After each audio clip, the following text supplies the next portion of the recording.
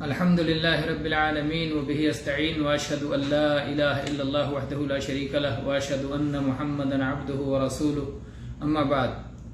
احرام کی سنتوں سے متعلق درس کا سلسلہ چل رہا تھا جس میں بعض سنتوں کا ذکر کیا گیا، جیسے احرام کے وقت غسل کرنا، بدن پر خوشبو لگانا اور احرام کا لباس پہننا. آج درس میں ہم یہ ذکر کریں گے کہ صلاۃ ادا کرنے کے بعد احرام باندھنا یہ سنت ہے. احرام کی سنتوں میں سے ایک یہ ہے کہ کوئی صلاۃ ادا کرنے کے بعد آدمی احرام باندھے. اور اس سلسلے میں چاروں مذاہب متفق ہیں، حنفیہ، مالکیہ، شافعیہ، حنابلہ، سارے مذاہب اربعہ کے لوگ اس پر متفق ہیں. اور اس کی دلیل عبداللہ ابن عباس رضی اللہ عنہما کی وہ حدیث ہے جو صحیح مسلم میں 1243 نمبر پر مروی ہے. کہتے ہیں صلی رسول اللہ صلی اللہ علیہ وسلم الظہر بذی الحلیفہ ثم دعا بناقته فاشعرها في صفحة سنامها الأيمن وسلت الدم وقلدها نعلين ثم ركب راحلته فلما استوت به على البيداء احل بالحج. اللہ کے نبی صلی اللہ علیہ وسلم نے ذوالحلیفہ کے مقام پر صلاۃ ظہر ادا فرمائی اور اس کے بعد اپنی اونٹنی کو طلب کیا جو قربانی کے لیے آپ لے جا رہے تھے، اور پھر اس کے بعد اشعار کیا اس کے داہنے کوہان کی جانب، اور آپ نے اس کو نشان کے طور پر جو قلادہ نعلین کا پہنایا جاتا تھا وہ نعلین کا قلادہ پہنایا، اور پھر آپ اپنی سواری پر سوار ہوئے. جب وہ مقام بیدا پر ٹھیک ٹھاک جو ہے پہنچ گئی تو وہاں سے آپ نے حج کا تلبیہ پکارا. حج کے لیے آپ نے حج میں داخل ہونے کا اعلان کیا، اللہم لبیک حجن، اللہم لبیک حج، حج کا تلبیہ پکارا آپ نے وہاں سے. تو یہاں پر آپ نے ظہر پڑھنے کے بعد احرام باندھا. تو یہ دلیل ہے. اسی طرح سے نافع کی وہ دلیل جو عبداللہ ابن عمر رضی اللہ عنہما کے بارے میں بیان کرتے ہیں، کان ابن عمر رضی اللہ عنہما اذا اراد الخروج الى مکہ ادہن بدہن لیس له رائحة طیبہ ثم یأتی مسجد الحلیفہ فیصلی ثم یرکب وإذا استوت به راحلته قائمة احرم ثم قال هكذا رأيت رسول اللہ صلی اللہ علیہ وسلم یفعل. یہ روایت صحیح بخاری میں 1541 نمبر پر اور صحیح مسلم میں 1184 نمبر پر ہے. عبداللہ ابن عمر رضی اللہ عنہما جب مکہ کی طرف جانا چاہتے عمرہ کے لیے، حج کے لیے، تو آپ ایسا تیل استعمال فرماتے جس میں خوشبو کی ملاوٹ نہیں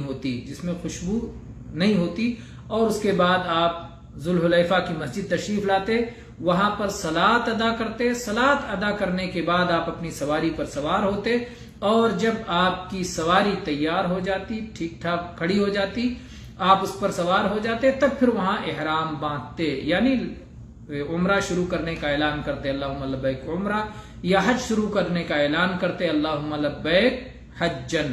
اور پھر فرماتے کہ میں نے رسول اللہ صلی اللہ علیہ وسلم کو اسی طرح کرتے ہوئے دیکھا ہے.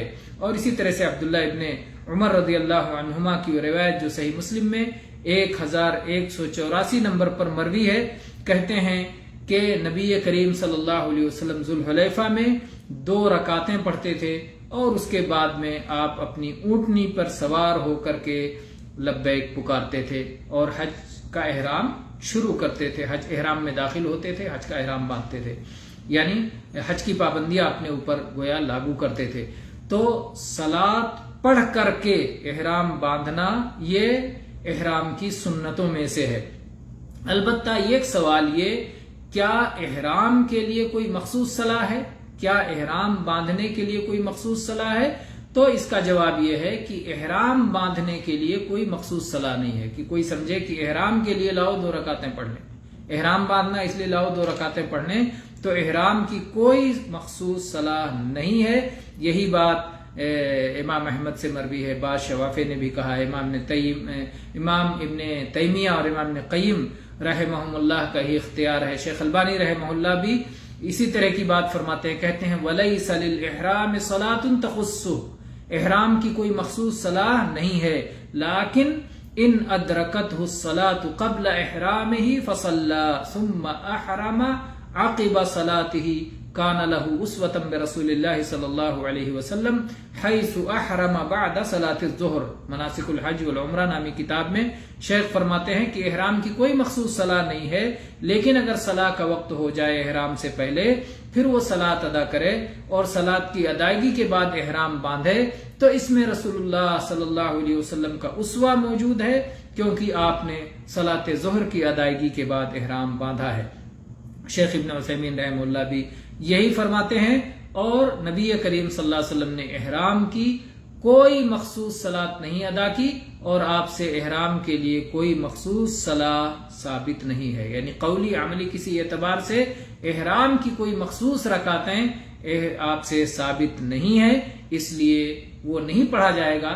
البتہ کوئی وقت ہے، جیسے صلاۃ الضحیٰ کا وقت ہے، نوافل میں صلاۃ الضحیٰ پڑھنے کے بعد احرام باندھے، یا صلاۃ الظہر کا وقت ہے، عصر کا وقت ہے، یا کسی صلاۃ فریضہ کا وقت ہے، تو وہ پڑھ کر کے اگر احرام باندھتا ہے تو یہ سنت ہے۔ لیکن خالص احرام کی نیت سے کہ احرام باندھنا اس لیے لاؤ 2 رکعتیں پڑھ کے باندھیں، تو پھر اس کا کوئی ثبوت شریعت میں نہیں ہے۔ واللہ تعالی عالم، وصلی اللہ علی نبینا وسلم، والحمد للہ رب العالمین۔